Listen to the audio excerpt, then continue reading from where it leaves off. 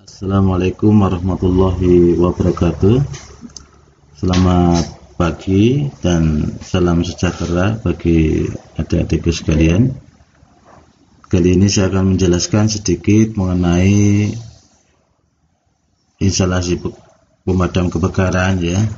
Untuk bab yang pertama yaitu pendahuluan, di mana di sana kita mencoba untuk melihat kompetensi dari pembelajaran kita. Harapannya setelah mempelajari ini mahasiswa dapat memahami tingkat kekerapan terjadinya kebakaran, kemudian tingkat kesiapan sifat bahaya yang dapat diprediksi, mengenali fungsi bangunan tetap ya, jadi bangunan tetap berjalan dengan baik tanpa sistem penanggulangan kebakaran di dalamnya. Kemudian mendeskripsikan perkembangan dan kompleksitas masalah perkotaan yang tidak diimbangi oleh teknologi sistem penanggulangan kebakaran dan lain-lain. Kemudian latar belakang kebakaran dapat terjadi kapan saja dan di mana saja. Nah, ini menjadi prioritas penanganan kita pertama, bahwa tidak ada yang tahu kapan terjadinya suatu kebakaran atau bangunan mana atau tempat mana yang akan terjadi kebakaran, sehingga terjadi dengan begitu saja ya. Tidak ada tempat yang imun, artinya tidak ada tempat yang bebas risiko dari bahaya kebakaran. Kebakaran di tempat kerja dapat membawa konsekuensi yang berdampak merugikan banyak pihak, baik bagi pengusaha, tenaga kerja maupun masyarakat luas. Kemudian akibatnya yang ditimbulkan dari peristiwa kebakaran ini, khususnya di tempat kerja, dapat berupa korban jiwa di sini ya. Korban jiwa ini yang paling menjadi prioritas utama, sehingga beberapa fasilitas pendukung tujuannya adalah ini untuk mengurangi atau meminimalisir korban, jangan sampai terjadi baik cacat maupun sampai fatality, sampai meninggal dunia. Kemudian kerugian material pasti ya, kalau terjadi kebakaran, apalagi kalau material yang ada di dalamnya adalah bahan-bahan yang mudah terbakar, bisa habis semua. Kemudian hilangnya lapangan kerja, ini jadi para pekerja yang tentunya kalau perusahaan atau gedung yang tempat kerja itu terjadi kebakaran, otomatis ini bisa terjadi PHK besar-besaran ini. Dan kerugian lain yang tidak langsung, bisa saja kalau kita lihat yang terjadi ya di sekitar kita, kalau ada suatu kebakaran gedung, maka dampak lingkungan terutama di transportasi itu terjadi kemacetan di mana-mana, karena banyak masyarakat yang ingin melihat, sehingga terjadi perlambatan ya. Kemudian dari hal tersebut tentunya menjadi objek vital yang menjadi prioritas utama di dalam menghadapi suatu dampak kebakaran. Kemudian dari Laboratorium Fisika Forensik Polri ya, tahun ini lama ya, buku lama. Ini ada 2033 kasus ya, kebakaran.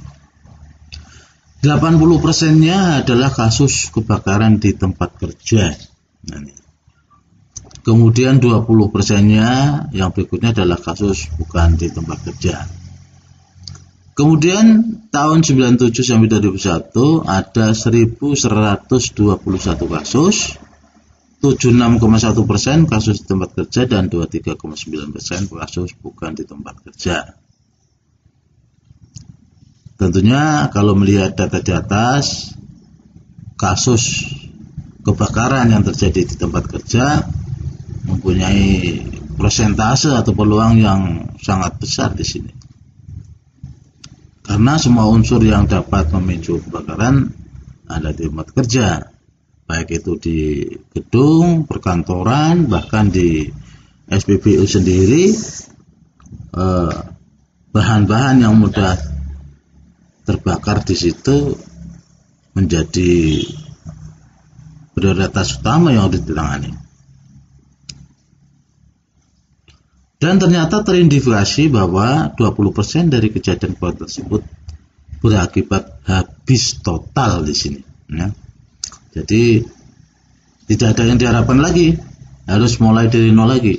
Apalagi suatu perkantoran atau suatu tempat kerja misalnya, garmen misalnya, kalau terjadi hal yang demikian, otomatis berapa ribu atau berapa jumlah tenaga kerja yang sampai tidak bisa kerja atau bisa di PHK besar-besaran. Nah, ini yang disebut dengan hilangnya lapangan kerja di sini. Dan ini terjadi terus terjadi. Karena apa? Tidak ada yang bisa memprediksi, hanya bisa mencoba menangani, meminimalisir. Jadi tidak ada besok aja terjadi kebakaran di bagian ini, tidak ada yang tahu. Ya. Nah, ini menunjukkan bahwa di tempat kerja tidak tersedia sumber daya memadai. Ya. Nah, sumber daya ini tujuannya adalah meminimalisir, mengurangi. Bahkan ada perangkat-perangkat yang juga bermanfaat. Cuma perangkat tersebut juga harus diimbangi dengan sumber daya yang mampu untuk menangani hal itu. Faktor penyebab kebakaran, ya, faktor-faktor atau yang sering terjadi. Pertama adalah api terbuka, ini ranking pertama. 415 kasus atau 37,19%. Kemudian listrik, ya, ini konsleting listrik dan sebagainya, 297, 26,6%. Pembakaran 87,17%. Peralatan panas 35 atau 3,14%. Mekanik 24 atau 2,15%, kimia 15 atau 1,34%, proses biologi 5 0,45%, alam, ya, karena petir dan sebagainya 2 0,18%. Kemudian tidak dapat ditentukan 208 19,53, lain-lain 25 atau 0,24. Nah, data-data tersebut adalah fakta bahwa yang dapat dijadikan referensi berdasarkan dua faktor penyebab yang menonjol, yaitu api terbuka dan listrik. Ini yang menonjol, ya. Maka kalau ada kejadian-kejadian, sering apa yang menyebab adalah konsleting listrik dan sebagainya. Tapi juga ada kebakaran yang memang disengaja untuk menghilangkan barang bukti, misalnya kemarin terjadi di kejaksaan dan sebagainya. Ada memang di istilahnya disengaja untuk dibakar oleh beberapa orang yang tidak tanggung jawab. Tapi pada dasarnya adalah api terbuka dan listrik. Kalau di perkantoran sering listrik ini. Samping memang kecerobohan manusia di dalam melakukan aktivitas sehingga menimbulkan kejadian-kejadian semacam itu. Termasuk orang yang membuang puntung rokok sembarangan ini juga bisa berakibat fatal. Nah, faktor-faktor kegagalan dan kendala dapat karena faktor peralatan proteksi yang kurang memadai dan sumber daya manusia yang tidak disiapkan atau hambatan dari manajemen. Tapi lebih utama di sini jadi peralatan yang kurang memadai ini. Makanya nanti kita belajar bagaimana cara bersama-sama melihat bagaimana proteksi kebakaran itu menggunakan panel-panel, menggunakan tombol-tombol yang tidak istilahnya hanya dalam bentuk ini rumah ya, rumah kontrol, sehingga mematikan itu bisa langsung dari situ, baru penanganan lebih lanjut. Kemudian dapat pula disebabkan karena lemahnya sistem pembinaan dan pengawasan dari instansi yang berwenang, termasuk pengawasan terhadap peraturan perundang-undangan K3. Kebakaran merupakan terjadinya api yang tidak dikehendaki. Boleh jadi api kecil, tetapi api ini tidak dikehendaki, saja. Bahkan api besar, kalau memang dikehendaki, bukan kebakaran. Ya, jadi makna ini harus tersirat jelas bahwa kebakaran api yang tidak dikehendaki. Kecil tidak dikehendaki, kebakaran. Besar tapi dikehendaki, bukan kebakaran. Nah, contohnya kalau kita di kampung ya, kalau kita membakar batu bata itu apinya besar sekali. Tapi karena memang diniati untuk membakar bata, maka tidak termasuk di situ, sehingga tidak ada proses pemadamannya.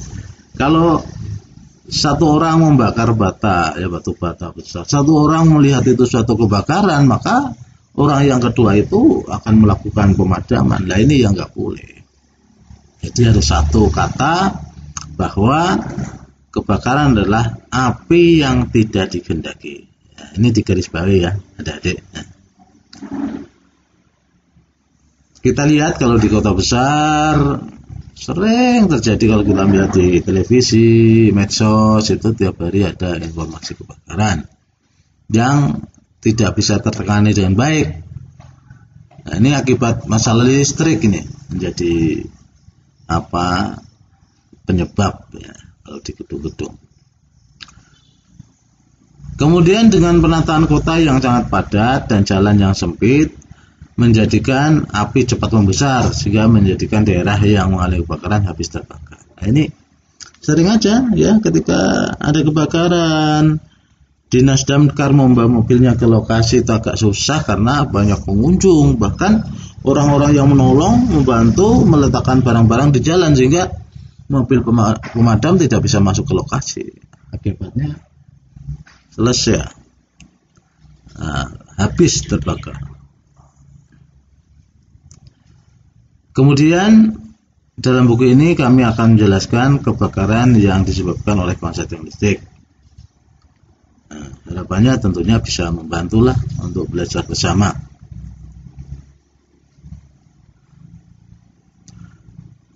Adik-adik sekalian, beberapa peralatan dan teknologi ini hanya dapat membantu memberi peringatan dini ya, awal, tetapi mempunyai kemampuan yang sangat terbatas untuk memberi waktu persiapan dan pertolongan dalam menghadapi bahaya.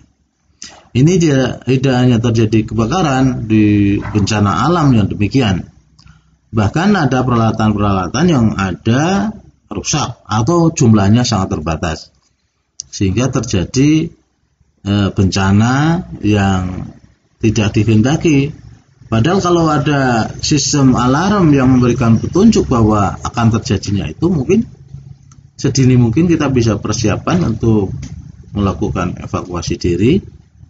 Tapi dengan minimnya peralatan atau lemahnya teknologi tersebut, kadang-kadang menjadi hal yang sangat fatal, sehingga korban jiwa atau nyawa atau harta benda itu tidak bisa dielakkan lagi. Hal ini terjadi karena peringatan hanya dapat diberikan pada saat kebakaran ataupun api telah atau dalam keadaan sedang berlangsung. Barangkali kalau ada suatu perlengkapan bahwa sebentar lagi ada kebakaran, dalam arti bangunan ini ada percikan konsleting yang bisa diberikan sinyal kepada masyarakat, security atau mekanik yang ada, tidak ada suatu pemberitahuan lebih lanjut kepada penghuni sehingga tidak terjadi fatality. Kemudian cara yang paling efektif untuk menghadapi terjadinya kebakaran dengan menghindari dan meminimalkan kemungkinan penyebab terjadinya bahaya tersebut atau bencana tersebut. Ini yang selama ini kita lakukan.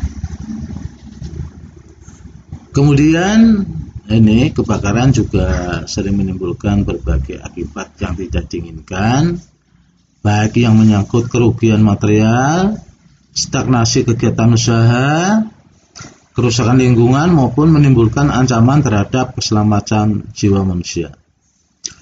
Bencana kebakaran juga merupakan bahaya yang mempunyai dampak yang sangat luas ya, dalam kehidupan ini, baik sosial maupun ekonomi. Ini bisa dirasakan oleh masyarakat. Kebakaran yang terjadi jika terjadi di permukiman padat ataupun di pusat kegiatan ekonomi di daerah perkotaan, ini tentunya pasti udah akibat dampak sosial ini sangat tinggi. Ekonomi dan psikologis yang luas yang mengalami bencana ini akan bisa mengalami shock yang berkepanjangan bagi para penghuninya di sini. Jadi tugas besar kita untuk bisa mempelajari dan menerapkan ilmu, membuat inovasi-inovasi baru dalam menghadapi hal tersebut. Sebaliknya, karena bencana kebakaran ini datangnya tidak umum dan bukan bahaya yang rutin terjadi, kesiapan dan interest masyarakat terhadap kebakaran tersebut sangat minim, sehingga bila terjadi semakin besar kerugian yang dialami. Ya, tidak ada ahli pun yang tahu hal itu akan terjadi, sehingga baru beberapa proses pertumbuhan api baru diketahui. Dari hal-hal yang tersebut di atas dapat disimpulkan bahwa bahaya kebakaran adalah bukan semata-mata masalah teknis, tetapi justru lebih banyak dipengaruhi oleh unsur non-teknis, misalnya masalah budaya masyarakat. Orang akan malas dan enggan mempersiapkan diri untuk sesuatu yang belum tentu akan terjadi, karena memang persiapan atau untuk menyiapkan hal tersebut memerlukan dana yang tidak sedikit tentunya. Ketidaksiapan budaya ini jugalah yang membuat orang akan cenderung ceroboh dan lalai, sehingga semakin memperbesar peluang kemungkinan terjadi bencana ini. Kemudian data dari tahun 84 sampai 89 yang merupakan hasil dari Putri Bank ini menunjukkan bahwa 1830 kejadian kebakaran, 32,6% dari total kebakaran terjadi karena kelalaian manusia. Jadi kelalaian manusia, kecerobohan. Mengingat potensinya yang semakin lama semakin signifikan, bahaya bencana ini nampaknya harus segera diantisipasi dan dihadapi dengan berbagai upaya penanggulangan yang komprehensif, sistematik, efektif, dan berkelanjutan. Harapan kami, mahasiswa, setelah mempelajari buku ini atau materi ini semuanya nanti, bisa membuat terobosan atau inovasi baru yang diselipkan di dalam suatu proses pembangunan konstruksi, suatu proses pembangunan gedung misalnya, menjadi daya untuk memberikan sinyal atau peringatan dini akan terjadinya bahkan suatu instalasi yang bisa mematikan mematikan sebelumnya jika akan terjadi. Ini perlu pemikiran ke sana. Nanti generasi muda, saudara-saudara yang sedang belajar bisa memikirkan hal tersebut.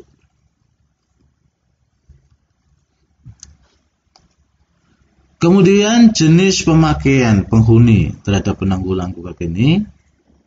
Jenis bangunan atau objek yang terbakar bisa dikelompokkan dalam beberapa klasifikasi, misalnya satu, bangunan gedung tinggi, perkantoran, apartemen, hotel, dan sebagainya, rumah sakit. Kawasan industri dan perdagangan, pabrik, gudang, pasar, dan kawasan permukiman. Ini. Jadi ada 3 hal ya, klasifikasi. Kasus yang berkaitan dengan fenomena yang ada pada kasus kebakaran yang spesifik ya, terlain tingkat kekerapan terjadinya kebakaran yang intensitasnya cukup tinggi, kemudian tingkat kesiapan yang buruk pada para pengguna atau pemilik, yang ketiga sifat bahaya yang tidak dapat diprediksi, sehingga sering cenderung disimpulkan akan kecil sekali kemungkinan akan terjadi. 4. Fungsi bangunan yang tetap dapat berjalan dengan baik tanpa sistem penanggulangan. 5. Perkembangan dan kompleksitas masalah perkotaan yang tentunya tidak diimbangi oleh teknologi sistem penanggulangan. Kemudian masalah kebakaran di Indonesia ya, masalah di tempat kita itu setiap hari kita lihat di televisi, media televisi itu di kota-kota besar ya, sering terjadi.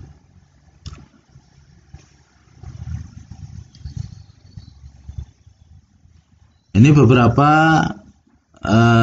kejadian ya, bisa saudara lihat bahwa memang kejadian kebakaran di kota-kota besar sangat tinggi sekali. Ini silakan grafik ini dilihat, grafik kejadian kebakaran di 6 kota besar di Indonesia. Ya.